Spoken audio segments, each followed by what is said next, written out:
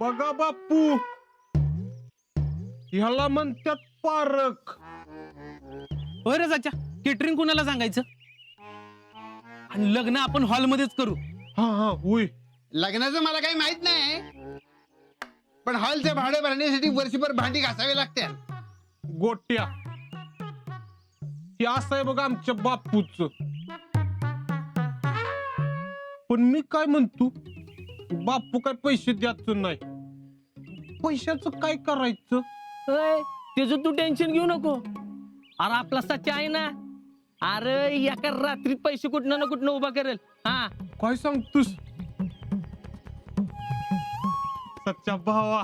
ए रावल्या, मला ह्याच्यामध्ये घेऊ नका बाबा. एकतर बँकेचा हप्ता भरून तोंडाला फेस आलाय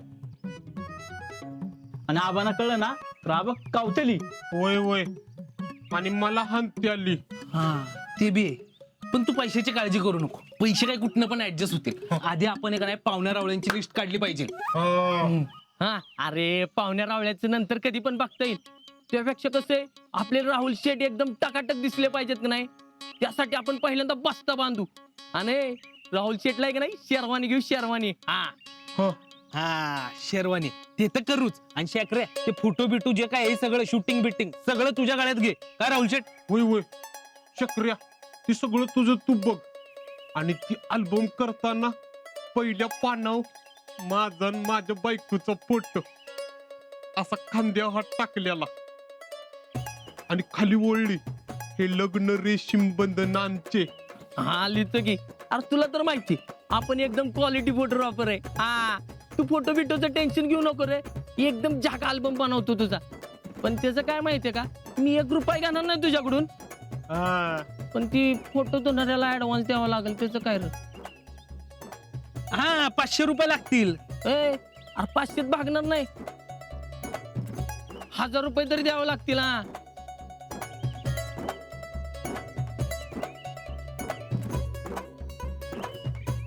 बापू काय ते बघून टाका.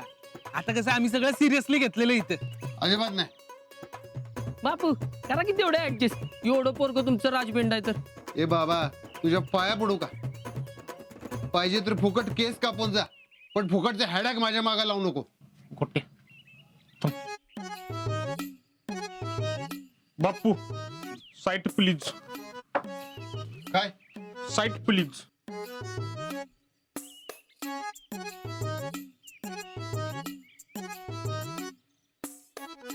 Site please.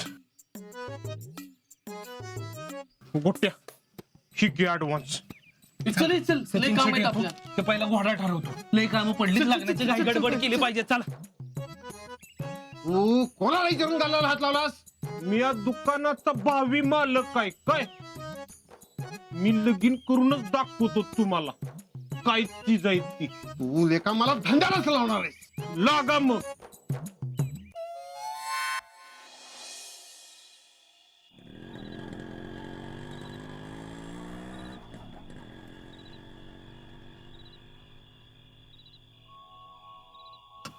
काय गार लागतंय का आज? होय वय रे जितू काका, बोल की. आपल्या ऐक्यात काय कमी आहे का? दिसायला बी देखना आहे. मग ते पाहुणे असं का म्हणले? काय पोरग मिलिटरीत आहे म्हणलं का नाही की माणूस कुचामतेच. अगं 6-6 महिने एकमेकांचं तोंड बघायला मिळत नाही. हे बी एक वेळ चालते, पण कधी यार काय बातमी ऐकायला मिळेल काय सांगता येते का? असं जर का असेल तर रोज किती माणसं कुत्र्याची मौत मरतात. त्यापेक्षा वाघागत मेलेलं कधी बी भारीच.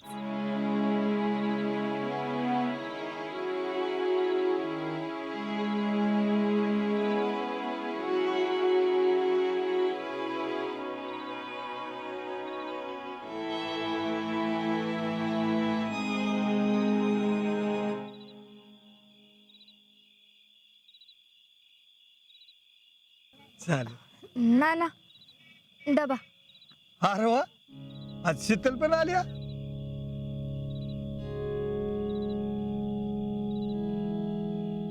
नाना ही सगळी माणसं अगं आपलीच आहेत. हे बघा, सीझनचे दिवस आहेत. मला माहितीये तुम्ही लांब न हातावर पोट घेऊन आलेला आहात. तुमची सगळी व्यवस्था केली जाईल. तुम्ही अजिबात काळजी करू नका. फक्त आजचा दिवस थांबा. उद्या तर तुमची काय ना काय तरी सोय केली जाईल. तर मंडळी, नाना असताना अजिबात काळजी करू नका. आपल्या कारखान्यातला जुना जाणता माणूस आहे, तेव्हा काय बी काळजी करायची नाही. मला कळतंय तुम्हाला इथं थंडीत थांबावं लागतंय, पण उद्या तर आपण काहीतरी सोय करूच.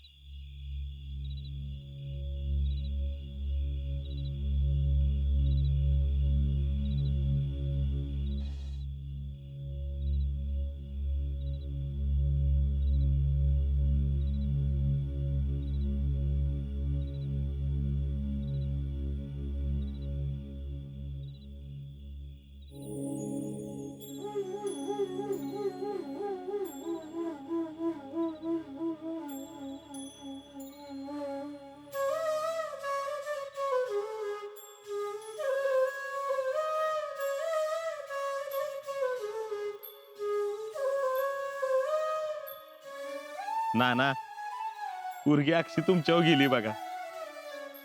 अरे समाधान, अरे तुकाराम महाराजांनी सांगूनच ठेवलंय, आयसे कळवळ्याचे जाती करी लाभाविण प्रीती.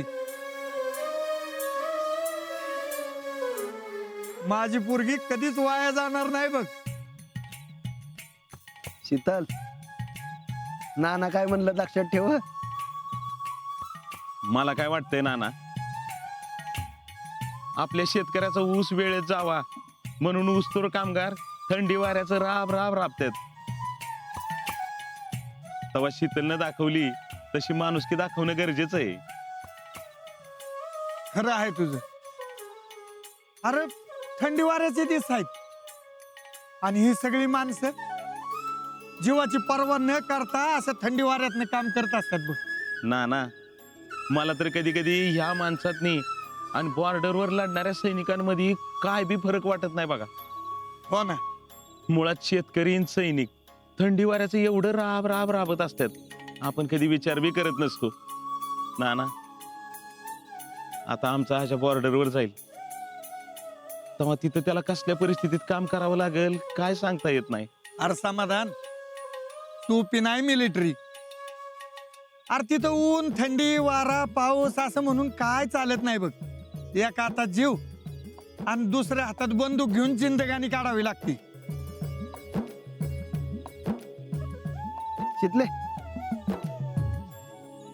हा निघूया का आपण? होय. चला नाना, या तू. चल. इयरफोन घालतीस का? गार लागत असेल. नाही नको, तुझ्या मागं नाही वाजायची थंडी.